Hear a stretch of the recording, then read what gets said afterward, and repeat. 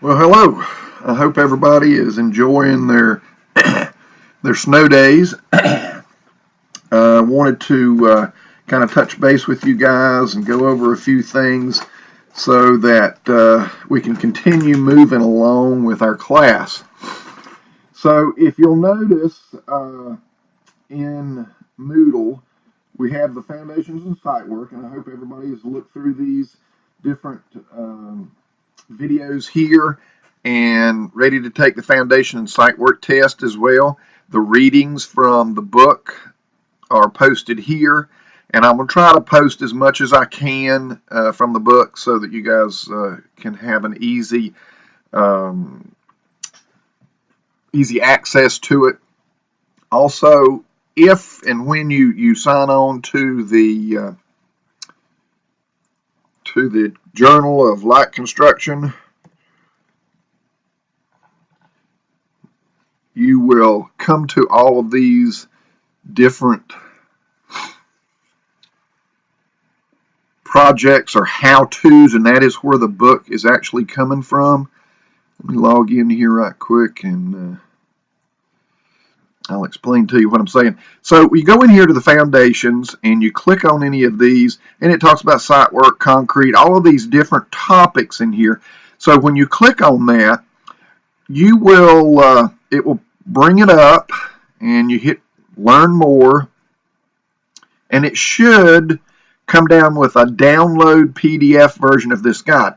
My recommendation to you is save this download somewhere. Once you download it, save it somewhere on your computer, on a thumb drive, an external hard drive, whatever you do, so that you can get to it later and pull it up and be able to read through it. So back up here, we were talking about foundations. We talked about the spread footing, how let me pull up a page here, something to draw on. Open up a new one. So again, we talked about having a spread footing and a foundation wall, and as a rule of thumb, whatever this width is, that will be the depth of the footing, and whatever this width is, this will be twice this width here, so that when we got forces being pushed down on this, then once they get to the bottom here, then they can be pushed outward and more so into the ground, so that you have more of a footing on that. I wanted to talk with you about a couple of other type of footings as well. And so we've got the strip footings, we've got the isolated piers. We use these in houses. This is that continuous footing, basically, that just shows a different picture. We have the pier footing. So if we have footings that are on inside of a building where a girder may be, and I'll tell you about that that terminology a little bit later. And so let me pull up this CAD picture right fast and explain to you a little bit about how these footings go. And please forgive me, my nose is just driving me nuts, just constantly. So here we have a house, and in this house we're going to have different types of footings. Obviously, in the main portion of the house, we're going to have a continuous footing, but then when we have these posts out here, we're going to have a pier footing that is going to support that. So let me go over here and talk to you about this. As you look at this drawing, and I know there's a lot going on here, and it's hard to distinguish things, and that's why I've kind of color-coded it. So if we pull into this corner here, you can see that these dotted lines here represent the footing. And if you look somewhere, you will find that right there it is, 2x6 stud wall with studs at 16 inches on center, talking about this wall here, with blocking halfway up on a 12 by 24 continuous footing with two number 4 rebars. Let's go over here and take a look at what that would look like in a section view. So Let me make sure I get the right section. So here we are. We've got this foundation wall coming down through here, and it's a 12-inch CMU foundation wall on a 8 by 12 concrete footing with 2 number 4 rebars. So we add these rebars in here as a tensile strength to the concrete. We're going to be talking about concrete more so, and concrete is it's a material that we use that is compressive strength. In other words, we can put forces down on this and it will withstand a crushing blow or a crushing force on it, generally to about 3,000 psi. However, when we're going across the entire length of this building, so across through here, this would be all the way across through here, the earth supporting this may not have the same amount of resistance, meaning that there may be a bend in the concrete, and we don't want that to happen. Well, concrete is not very tensile strength, and it has no bending strength to it either. So that's why we add these rebar in here, so that we can increase the concrete strength in a tensile or bending strength. So we go back over to the foundation plan again, and you will see that there are posts in here. We got 8 by 8 posts on a 36 by 36 12 footing with 4 number rebars, number 4 rebars, 8 inches on center, 2 places. Well, those are going each way. So that's talking about just this footing right here. So let's go down here and take a look at that in the section as well. So here are our 8 by 8 posts, and here is our 36 by 36 12 footing with number 4 rebars at 8 inches on center. Like I say, they go each way. You've got 4 going this way, and then this dotted line here represents the rebars going in another direction. Actually, I think that one there is a mistake, so we'll get rid of it. And one thing to always remember is when we put those in there, we should never have less than 3 inches of space here or here.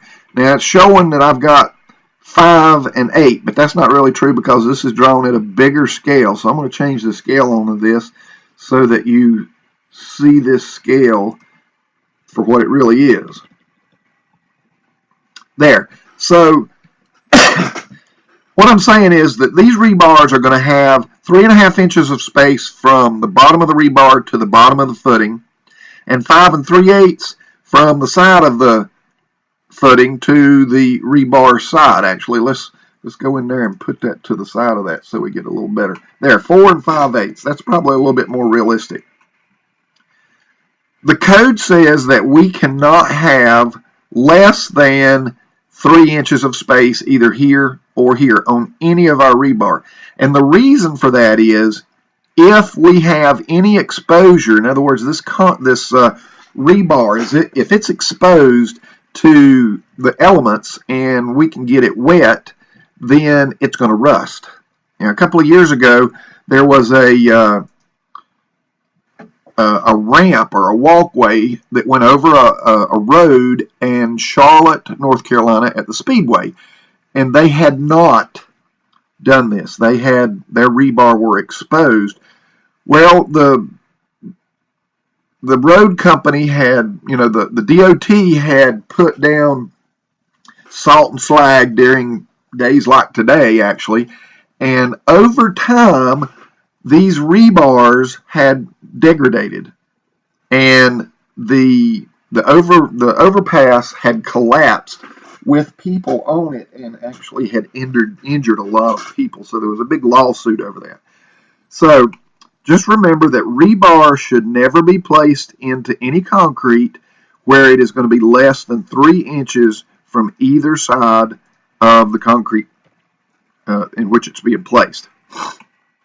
Also on this drawing, you see that there's a slab here, 4-inch concrete slab. We're going to talk about that a little bit later.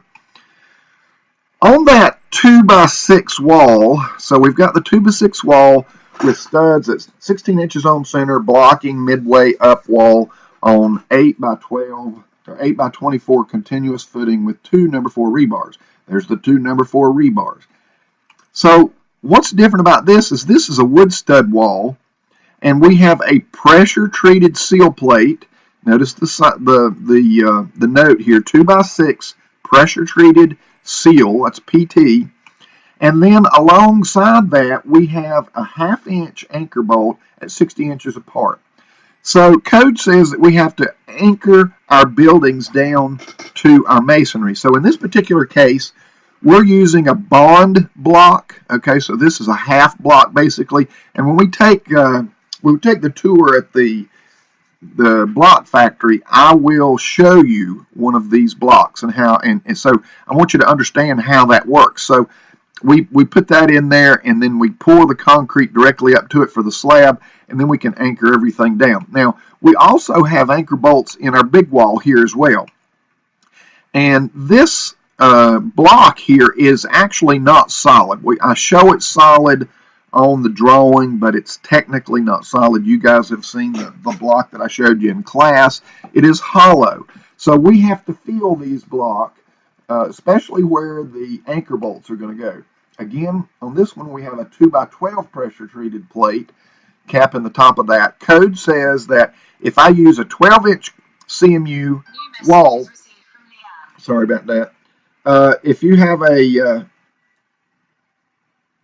12-inch CMU wall, then you must use a nominal size plate of the same. So 12-inch CMU, 2x12 plate. If we had a 8-inch CMU, then we would use a 2x8 pressure treated plate on top of that. In other words, we can't use a 12-inch concrete block here and put a 2x4. In other words, we wouldn't want to have something half that size. We wouldn't want something very small like that right there. That would not go. So we want to close off. The top of it has to be completely and totally closed off to air, vermin, or anything else that could climb up this wall. And then the anchor bolts, of course, hold down the wooden portion of the house, whether it be in this fashion or in that fashion. Now, over here, we've got those deck posts, the 6x6 posts that's on the deck, and they're setting on a 12x12x10 footing, and with rebar going each way. And one thing that we don't show is how this is connected, but there is actually a big anchor that goes on that, and I will show you a post anchor, what that looks like, if I could spell it correctly. This is pretty much one of the ways that you can put this in there. So this would actually go, this bottom portion here would go in, be set in the concrete here, and then this would be on the outsides of the post and nailed and screwed into place. I'm not very fond of this type here. I rather have one that allows it to set up off of the ground a little bit, or not necessarily off of the ground, but off of the concrete a little bit. And this is that particular one that I'm talking about. It has this little stand on here, and it gets it up a little bit and allows for, here's another one, it gets it up and allows for moisture to wick away from it. So if we were to just put this in the ground like it is right here, you can see that this red line is the ground line, and then on this side we have a concrete slab. This wood becomes a cup. So basically from here down to here could hold water if this post set directly down on the concrete. So by having a, like a cup, what I'm saying is, so we have this that is actually here. So this is the wood, and we actually have water that one can collect in here and can start the rot process on this, even if it is a pressure-treated post. By allowing something like this, then the water can drain out freely underneath it, and it doesn't hold it in a cup. Like something like this, if we don't have some way, this is going to fill up with water. And So wood underwater will not rot. However, at this point right here, where the water, the wood, and everything have access to oxygen, then that is the point in which it starts to rot. Just at that point where we have a lot of water and oxygen. It's best to keep them up, allow some air underneath it, even if it is dirt. Basically, you could put some gravel around this to allow water to wick away from this particular one. So keep that in mind when you're setting your post. It's not always a good thing to use something like any of these that doesn't allow for water to wick away from these. So I'll tell you what, let's go through some different types of other footings. So we've talked about the pier footing and we've talked about the continuous footing. So let's go about a pile footing. What the heck is that? A pile footing is where we have, excuse me just a minute, it's where we have large buildings that are being built, and we're not just going to have just some crazy footing all over the place. We're going to have piles, and these piles are set into, this is not going to work for me, is it? It's not going to, let's see, view image in a new window. Now I can make it bigger. So this would be set down, and this goes, these are driven. If they are concrete or steel, they can be driven down into the ground until they hit bedrock. All right, so bedrock, as you know how the earth goes, let me show you a picture of this, bedrock. Find some images of bedrock. So this is bedrock, and you know, at times when we have when it's close to the ground, or close to the surface rather, we can obviously see this. But our whole earth is made up of this bedrock. So we have mineral soil a lot of times that's on top of this, and this is organic material, and then underneath it we have the bedrock. So we want these posts or these piles to go all the way down to the bedrock so that this building does not move whatsoever. The only time that it would move is when this bedrock moves. Now, you know, is out in California, they have a lot of earthquakes and so forth, and this bedrock can shift. When that happens, a lot of this soil that's on top of the bedrock can become liquidy. Okay, so it can move. And if we did not have these big buildings setting on these piles that are on the bedrock, then this could move back and forth, and we could end up looking like the Leaning Tower of Pisa, and it could very well capsize and turn over. So different types of piles are used, and a lot of times we put in piles that go down into the bedrock, and then we cap it off with a pile cap. And a pile cap is nothing more than a huge concrete poured portion that is connected to all of these piles. Shows you some other. Here's a more realistic version of that. So this could be very, very thick here, depending on the size of the building. And there are different types of piles. So we have an end-bearing pile, which is what I was talking about when it goes down to the bedrock, and we have friction piles. Now, the friction piles that I've seen do not necessarily look like this. I'll show you what I'm accustomed to when I say a friction pile. They are more in the shape of this. So a friction pile, what it does is it uses the friction of the earth, as it says, to hold it up. So by making it, what's the term? Well, I can't think. Conical. There you go. Conical. Then not only do we have bearing pressure, we've got bearing pressure straight down here from the bottoms, all right, but we also have pressure or friction that's being pushed outward towards the earth.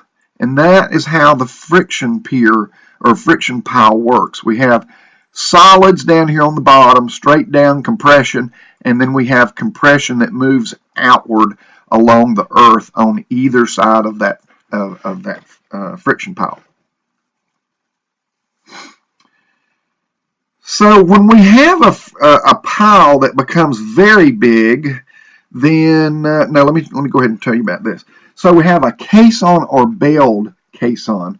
So whenever we have piles that need to be very, very, very, very big, then we can bail the bottoms of them. And here's another version of the bail as well. And here's talking about the liquefied soil and the bedrock. So they've used piles here and then some sort of bailed caisson or something there. So a caisson is nothing more than a pile that's just bigger, and then you can bail it at the bottom to give it more footing down here, much like the spread footing in which we talked about. Piles can be made out of anything, and generally these are all hammered into the ground with a big machine that can then pound these things in. Look at some of your videos, and some are dug out and poured in. So they dig a big old hole and then they pour it with concrete. Those are different ways that can happen. Here's some of those pier footings that I had talked about earlier. I just happened to see this up here, and these are going to be more so sought for in a house. Sometimes we have to put beams up here, but in most cases, if you'll notice over here in this drawing here, we go back to here, we have LVL girders that's going to run through here. So if we look at the floor framing plan, you'll see these girders. There's a girder here, and then the floor joists come into this girder. And that's just the roof framing. I won't get too far ahead of myself.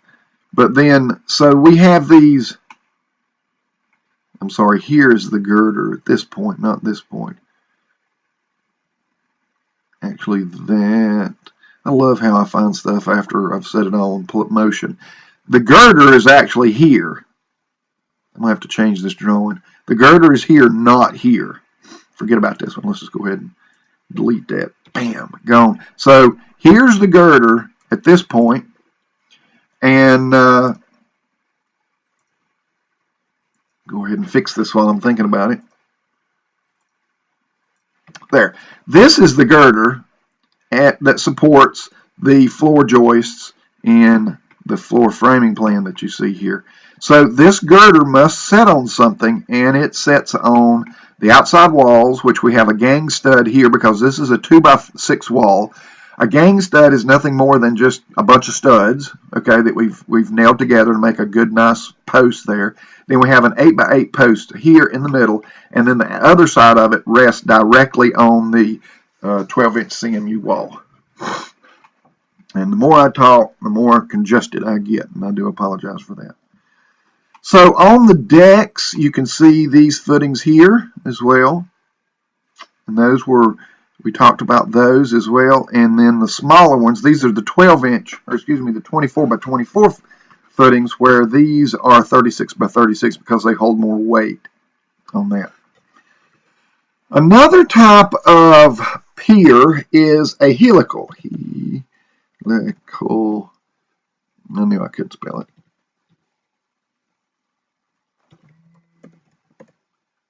Helical pier. There we go. And a helical pier is really cool because it can be put into place by means of, not a very good picture yet, okay. It can be put into place by means of just screwing it down in the ground.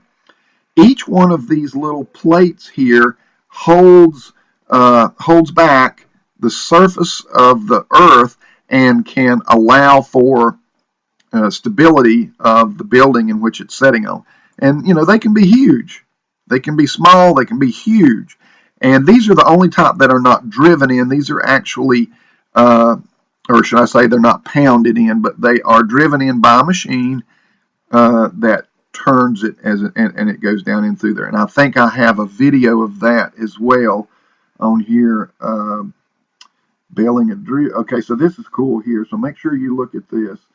Somewhere down through here is one of these videos, and I'm pretty sure it shows a helical pile going in, and different types there as well. Again, if you have any questions on anything that I'm showing you here, send me a text and I will try to answer it as quickly as I can. So let's see, don't want to cover anything else for right now.